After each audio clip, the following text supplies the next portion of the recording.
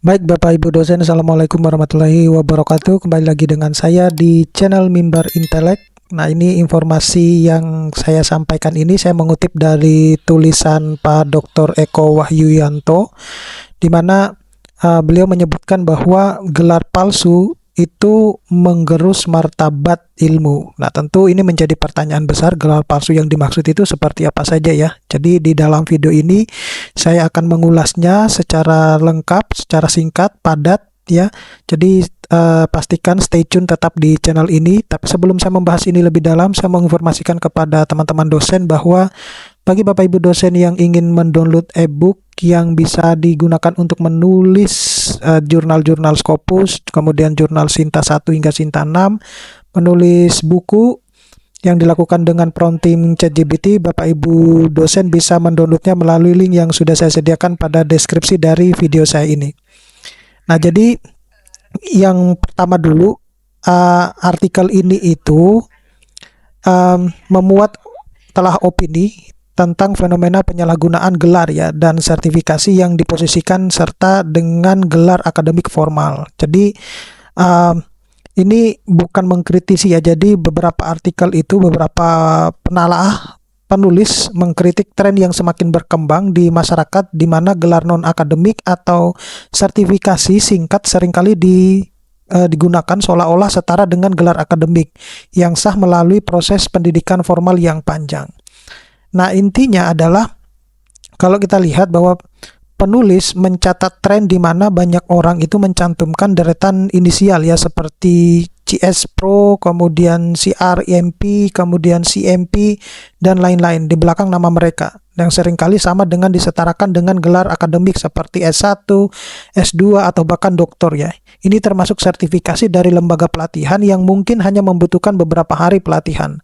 Nah, masalah utamanya itu sertifikasi singkat sering diperlakukan seolah-olah sama martabatnya dengan gelar akademik. Nah, hal ini itu terjadi di kalangan profesional, pejabat publik, hingga politisi, seperti itu. Nah, kemudian apa sebenarnya makna ya akademik versus sertifikasi di sini? Jadi, gelar akademik formal itu mencerminkan proses pendidikan yang panjang, kemudian penelitian yang mendalam ya, terutama untuk gelar master dan doktor, serta pengembangan karakter intelektual dan tanggung jawab moral atas ilmu pengetahuan. Nah, sebaliknya, kalau sertifikasi kompetensi itu biasanya merupakan pengakuan terhadap kemampuan teknis pada satu titik waktu, tidak mencangkup proses pendidikan, nilai ilmiah, atau epistemologi yang panjang.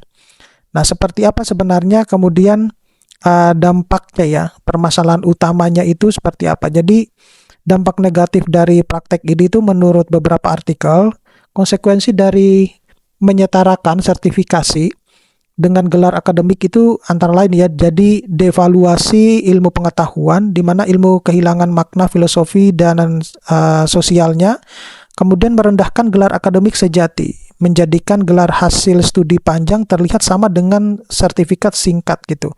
Nah, praktik ini dinormalisasi, terjadi tanpa kritik di kalangan tertentu sehingga semakin banyak yang mengikutinya. Nah, kemudian beberapa pendapat ya terkait dengan permasalahan ini itu adalah pandangan pakar ya terutama.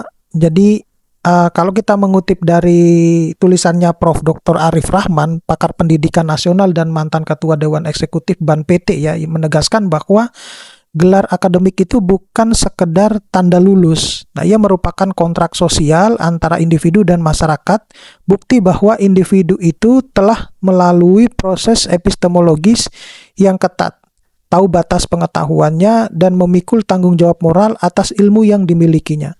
Nah, ini menekankan bahwa gelar akademik itu memiliki nilai sosial dan moral, bukan sekedar simbol atau status gitu. Nah, aspek legalnya ya seperti yang tertuang dalam aspek hukum ya. Jadi menyebutkan bahwa ini menyinggung norma hukum ya, yang mengatur penyalahgunaan gelar. Jadi Undang-Undang Nomor 12 Tahun 2012 tentang Pendidikan Tinggi secara tegas melarang penyalahgunaan gelar akademik dan profesi yang tidak sah. Jadi sebenarnya sudah ada aturan yang melarang tersebut. Nah, sayangnya mungkin belum semua praktisi ataupun semua dosen memahami hal tersebut ya. Yang penting punya pelatihan dan gelar, ya udah dicantumkan asal-asalan gitu. Padahal sebenarnya kalau kita mencantumkan hal tersebut itu melanggar aturan dan sebenarnya sudah tertuang di dalam Undang-Undang Nomor 12 Tahun 2012. Jadi ada larangan penyalahgunaan gelar akademik dan sebenarnya juga ada sanksinya. Jadi kalau mau tahu lebih pasti Bapak Ibu dosen bisa membaca Undang-Undang Nomor 12 Tahun 2012. Nah, hukum di Indonesia itu memberikan sanksi pidana kepada pihak yang menyalahgunakan gelar akademik yang tidak sah. Seperti itu. Nah, pesan utamanya ya, jadi sertifikasi kompetensi itu penting sebagai pengakuan kemampuan praktisi. Namun, mencantumkannya sebagai gelar di belakang nama yang seolah sama dengan gelar akademik itu adalah salah secara hukum, etika maupun filosofis. Karena itu, menggerus martabat ilmu pengetahuan. Nah, kemudian beberapa pakar itu menyarankan agar sertifikasi tetap dicantumkan ya, tetapi di bagian yang sesuai seperti dalam daftar kompetensi atau CV ya, bukan sebagai gelar resmi di belakang nama gitu.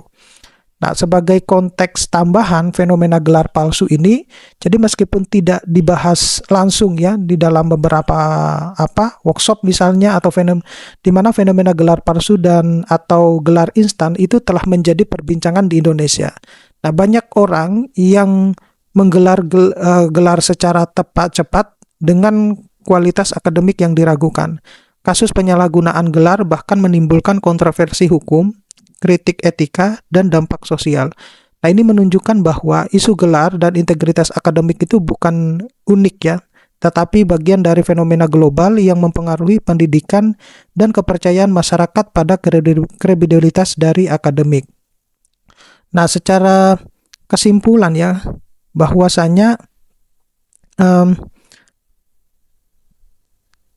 sebenarnya beberapa artikel itu telah mengkritisi terhadap penyalahgunaan gelar akademik dan sertifikasi kompetensi yang diperlakukan setara atau bahkan menggantikan gelar akademik formal, sehingga bisa merusak nilai ilmu pengetahuan, kemudian menggabungkan perbedaan antara pendidikan formal dan pengakuan teknis singkat, serta mengancam etika ya, reputasi pendidikan, serta kepercayaan kepada masyarakat pada gelar akademik ya. Ini juga bertentangan dengan hukum pendidikan yang berlaku ya. Jadi kalau kita mau mencantumkan gelar yang bukan didapatkan dari pendidikan formal, itu seharusnya ditempatkan pada kurikulum vitae ya, bukan ditempatkan pada nama belakang yang setara atau bahkan menggantikan gelar akademik ya yang didapatkan melalui proses yang panjang. Oke, saya kira cukup sekian Bapak Ibu dosen, mudah-mudahan ini bisa bermanfaat. Nanti kita akan ketemu pada video-video selanjutnya. Saya Iris, Assalamualaikum warahmatullahi wabarakatuh.